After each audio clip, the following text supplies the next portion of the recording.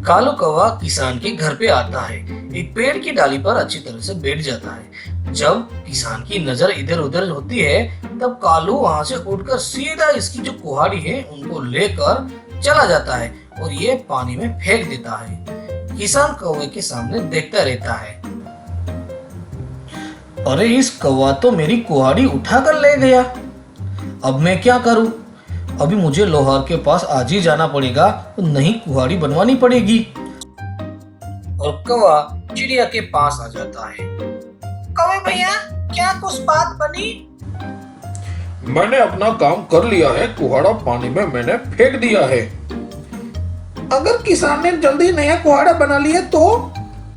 अरे कोई बात नहीं चिड़िया, मैं लोहार के पास अभी जा रहा हूँ। अगर किसान आपके पास कुहाड़ा बनाने आए तो 3 दिन तक उसको कुहाड़ा मत बना देना, वो मैं उसको समझा देता हूँ। अगर उसका कुहाड़ा बना दिए तो? अरे वो तो जाने के बाद ही पता चलेगा। और कौवा सीधा लोहार के पास चला जाता। ए लोहार भाई, क्या तुम मेरी एक बात मानोगे? अरे भाई क्या बात है? काले कौवे बताओ तो सही। किसान तुम्हारे पास आएगा नया कुहाड़ा बनाने के लिए, तुम उसे कुहाड़ा 3 से 4 दिन मत बना देना, क्योंकि इसके बगीचे में एक परदेसी चिड़िया ने बच्चे रखे हैं। अगर तुमने उसको कुहाड़ा बना दिया तो वो बगीचा काटने वाला है, तो उसके बच्चे बेचारे के मर जाएंगे। अरे भाई, हम इंसान बैठे पैसा कमाने के लिए, ठीक है? और तुम पक्षियों की बातों में आकर हम हमारे ग्राहकों को झूठ नहीं बोल सकते।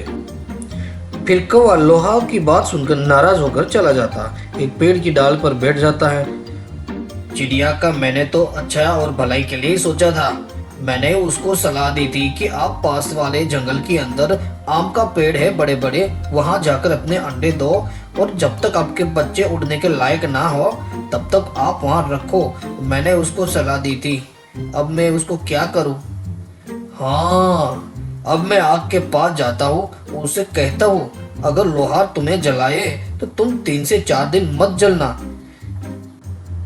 फिर कौवा उड़ते उड़ते आग के पास चला जाता है।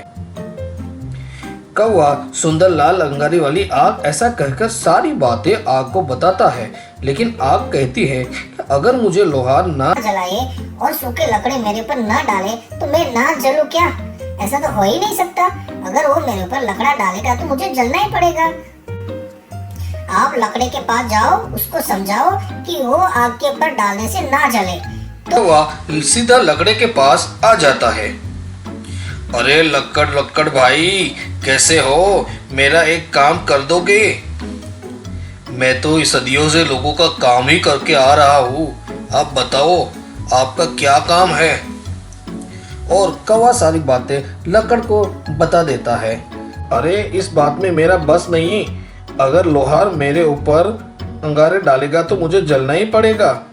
वैसे भी मैं गीली होती तो नहीं जलती, अब मैं सूखी है तो मुझे जलना ही पड़ेगा। एक काम करो, आप पानी को बोलो मेरे ऊपर आकर गिर जाए तो मैं गीली हो जाऊंगी, तो फिर वहां मैं नहीं जल पाऊंगी। फिर कौवा उड़ता हुआ पानी के पास पहुंच जाता है। हमारा सारा जीवन पानी तुम्हारे लिए है, बदले में तुम्हें मुझे एक काम कर देना पड़ेगा। अगर काम कर दिया तो ये इंसानों ने आप में जो पानी में जो गंदगी फेंक रखी है, ये मैं सारी साफ कर दूंगा। तो आप मेरा एक काम कर दो। फिर कौवा पानी को सारी बात बता देता है। अगर आप सच में मुझे साफ कर दोगे तो मैं आपका जरूर काम कर दूंगी। पानी कुछ ही समय में लकड़ी को पूरा गीला कर देता है। उधर किसान लोहार के पास जाता है नई कुल्हाड़ी बनवाने के लिए, लेकिन लकड़ी गीली है तो वो बना नहीं पाता। तो किसान को बोलता है कि ये लकड़ी है, ये गीली है, तो मैं जला नहीं पाऊंगा, तो आपकी कुल्हाड़ी 2, 3, 4 दिन नहीं बन पाएगी, और इतने दिन मुझे यहाँ सूखे लकड़े लेकर इकट्ठे करके जलाने पड़ेंगे। फिर कौवा चिड़िया के पास जाता है और सारी बात बताता है। कौवा भाई, आपने मेरे ऊपर जो मेहरबानी करी वो मैं जिंदगी भर नहीं भूलूंगी।